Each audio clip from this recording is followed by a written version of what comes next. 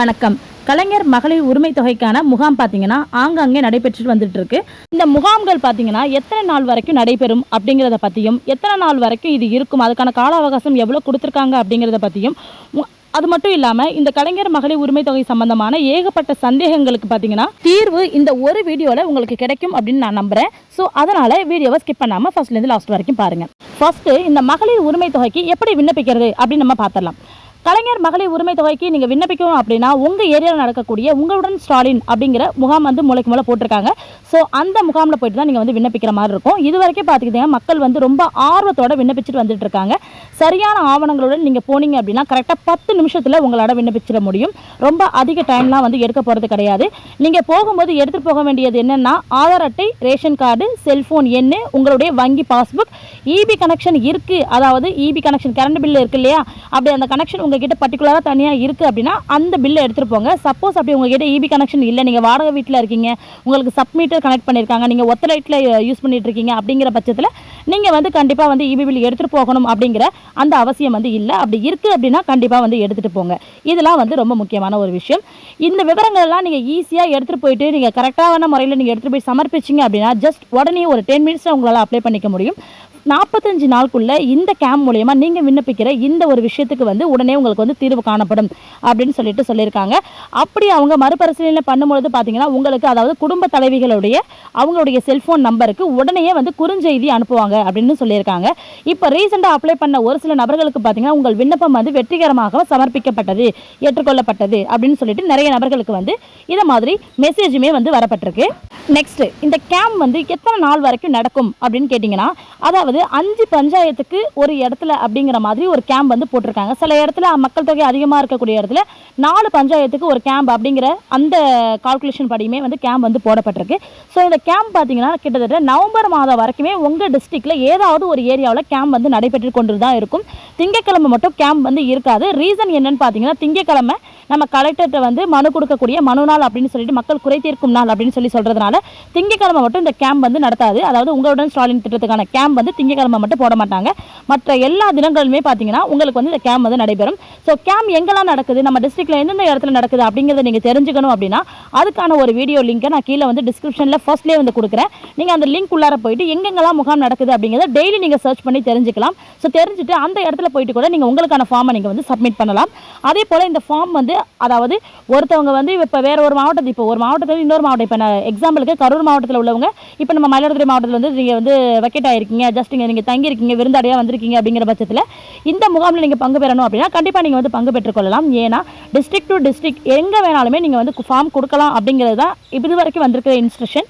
ஏன்னு பார்த்தீங்கன்னா இந்த கலைஞர் மகளிர் உரிமை தொகைக்காக மட்டும் இல்லை, இந்த கேம்ப் பார்த்தீங்கன்னா ஸ்பெசிஃபிக்காக ஒரு 47 சான்றிதழ் வாங்குறதுக்காக இருந்தாலும் சரி, இதே மாதிரி ஒரு 47 சேவைகளை வந்து இவங்க வந்து நமக்கு வந்து செஞ்சு கொடுக்குறாங்க.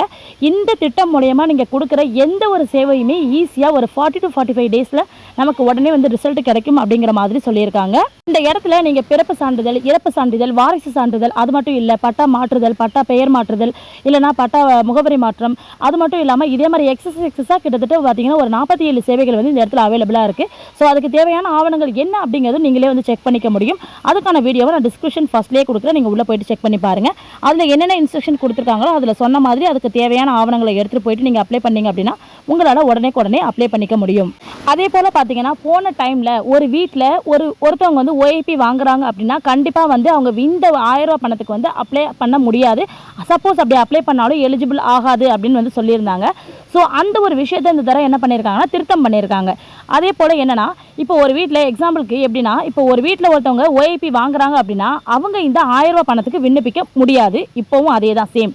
பட் பின்ன எப்படி இது வந்து எலிஜிபிள் ஆகுது அப்படின்னு கேட்டிங்கன்னா, ஒருத்தவங்க இப்போ ஒரு ஃபேமிலி, ஒரு மாமியார் அல்லது அவங்களுடைய அம்மா ஓஏபி வாங்குறாங்க அப்படிங்கிற பட்சத்தில் அந்த குடும்பத்தில் இருக்கக்கூடிய வேறொரு பெண் உறுப்பினர் 21 வயது நிரம்பிய வேறொரு பெண் உறுப்பினர், அவங்களுக்கு வந்து 21 வயது கண்டிப்பாக வந்து நிரம்பி இருக்கணும். ஓகேவா? அவங்களுக்கு நீங்கள் அப்ளை பண்ணும்போது கண்டிப்பாக உங்களுக்கு வந்து 1000 ரூபாய் அப்படிங்கிறது எலிஜிபிள் ஆகும் அப்படின்னு சொல்லியிருக்காங்க. அதாவது என்னென்னா, ஒரு வீட்டில் மாமியாரோ இல்லை அல்லது அவங்களுடைய அம்மாவோ ஓஏபி வாங்குறாங்க அப்படின்னா அந்த வீட்டில் இருக்கக்கூடிய இன்னொரு பெண், அதாவது 21 வயது நிரம்பிய இன்னொரு பெண், அவங்க வந்து இந்த பணத்துக்கு வந்து அப்ளை பண்ணும்பொழுது அவங்களுக்கு 1000 ரூபாய் எலிஜிபிள் ஆகும். பட் ஓஏபி வாங்குற அதே பர்சன் பேரில் நீங்கள் வந்து மறுபடியும் அப்ளை பண்ணீங்க அப்படின்னா கண்டிப்பாக அவங்களுக்கு வந்து கிடைக்காது. அந்த வீட்டில் இருக்கக்கூடிய வேறொரு பெண் உறுப்பினருக்கு இந்த அமௌண்ட் வந்து கிடைக்கும் அப்படிங்கிற மாதிரி கவர்மெண்ட் தரப்புலேருந்து சொல்லியிருக்காங்க. ஸோ போன டைம் பார்த்தீங்கன்னா ஓஏபி வாங்குற ஒரு குடும்பம் அப்படின்னாலே அந்த குடும்பத்துக்கு கிடையாது அப்படின்றாங்க.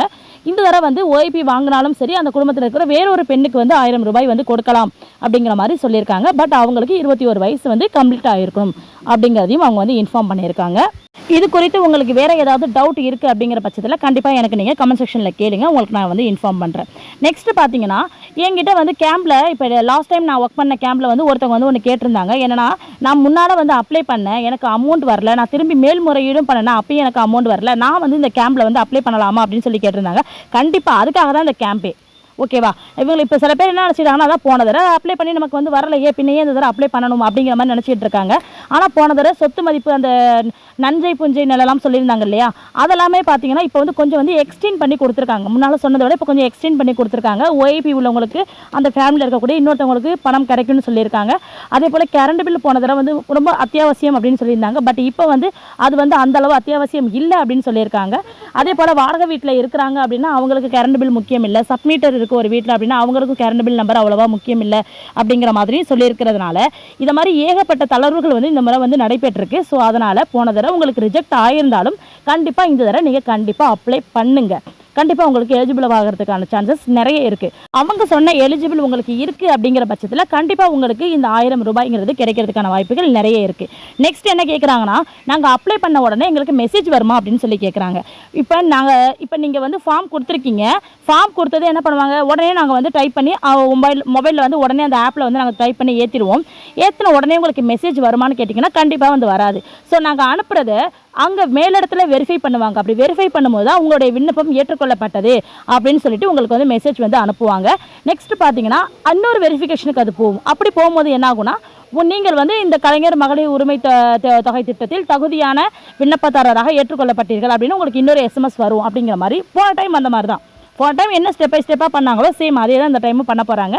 ஸோ நீங்கள் அப்ளை பண்ணாங்க, அப்ளிகேஷன் கொடுத்த உடனே உங்கள் மொபைலில் எடுத்து மெசேஜ் வந்துருச்சா அப்படின்னு பார்த்தீங்கன்னா கண்டிப்பாக வந்து வராது. நீங்கள் இந்த ப்ரூஃப் மட்டுமே நீங்கள் வந்து கேம்புக்கு வந்து எடுத்துகிட்டு போனால் போதும். ஃபார்ம்லாம் அங்கே முன்னாலே எழுதிட்டு இருப்பாங்க. நீங்கள் அங்கே போய்ட்டு ப்ரூஃபை கொடுக்கும்பொழுது அவங்களே அந்த ஃபார்மில் ஃபில்லப் பண்ணி உங்கள் கையில் ஒரு ஃபார்ம் வந்து கொடுப்பாங்க.